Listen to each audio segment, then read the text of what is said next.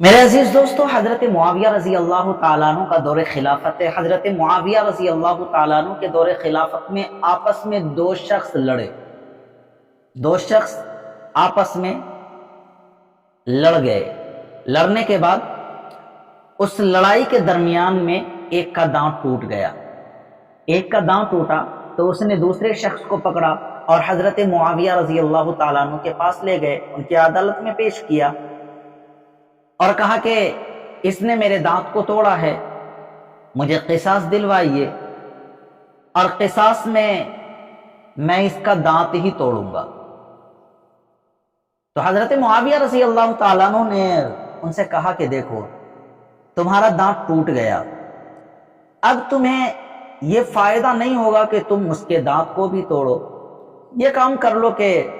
اس کی جو دیت بنتی ہے، تمہارا جو دانت ٹوٹا ہے نا، اس کے عوض کچھ لے کر کے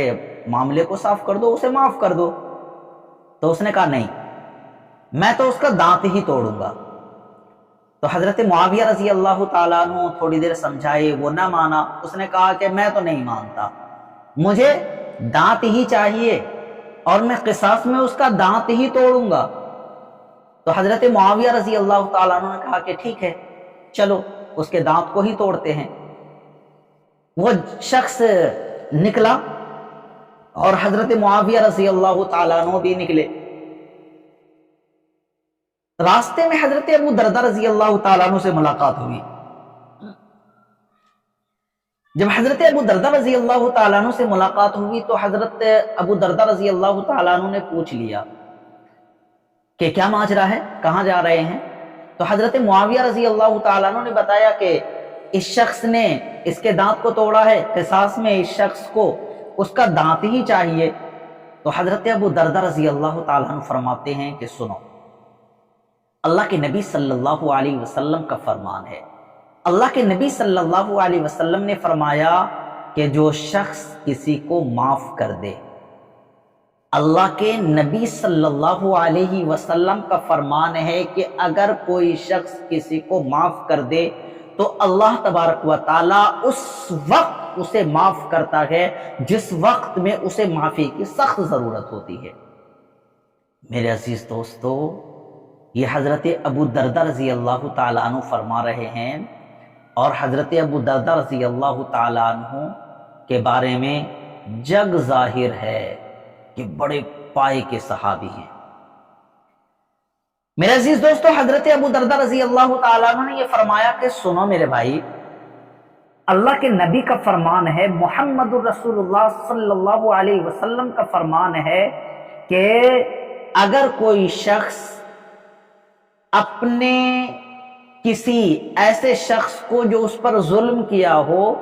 اپنے ظالم کو معاف کر دے تو اللہ تبارک و تعالیٰ اس شخص کو اس وقت معاف کرے گا جس وقت اس شخص کو معافی کی سخت ضرورت ہوگی۔ تو وہ شخص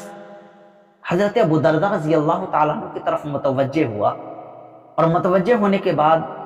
فرمایا کہ آپ نے یہ بات نبی اکرم صلی اللہ علیہ وسلم سے سنی ہے؟ تو حضرت ابو دردہ رضی اللہ تعالیٰ عنہ فرمانے لگے، ہاں،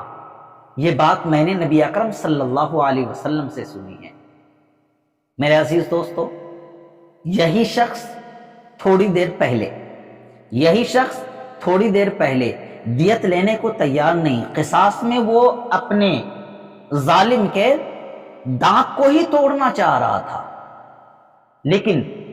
حضرت ابو دردہ رضی اللہ تعالیٰ عنہ کے پاس پہنچے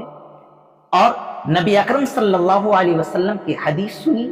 اور اس نے اپنا من بدلا، اس نے اپنا ارادہ بدلا، اس نے اپنے ارادے کو تبدیل کیا، اور حضرت ابو دردہ رضی اللہ تعالیٰ عنہ اور حضرت معاویہ رضی اللہ تعالیٰ عنہ سے کہنے لگا کہ مجھے نہ دیت چاہیے نہ مجھے قصاص چاہیے، میں نے اسے معاف کر دیا۔ میرے عزیز دوستو، ایسے ہوتے ہیں جب یہ اخلاق کریمانہ